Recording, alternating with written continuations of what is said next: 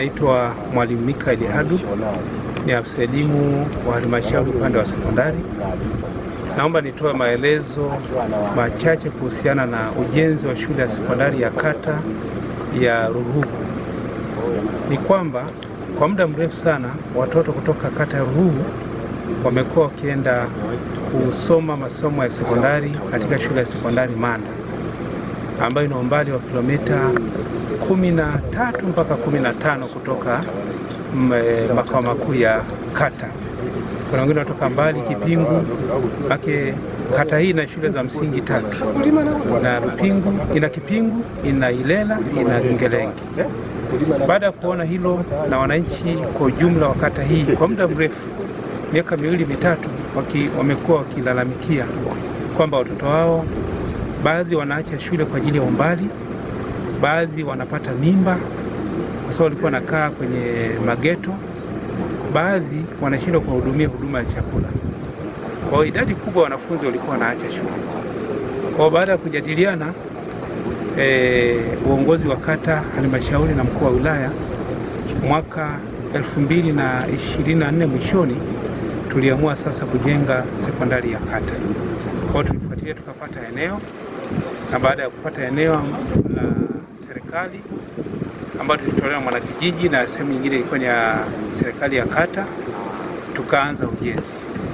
Kwa sisi ofisi ya mkurugenzi tulitoa milioni 40 kwa ajili ya kuanza mradi, lakini mheshimiwa mbunge pia ametusaidia fedha milioni 2 kwenye mfuko wa jimbo, na wananchi wamechangia tofali, na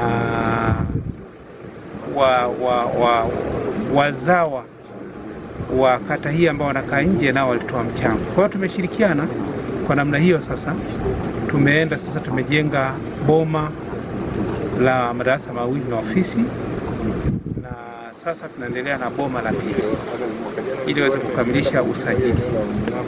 Na katika mazingira hayo tumeanza maandalizi, tumeanza kuleta walimu, tumepata vitabu tunavileta, na hivyo tunaamini kwa maelekezo ya mkuu wa wilaya shule watasoma awamu hii, muhula utakapoisha, muhula wa pili wataanza kusoma katika shule hii. Lakini lingine, tunamshukuru sana mkuu wa wilaya katika mpango wake wa kupunguza tatizo la madawati.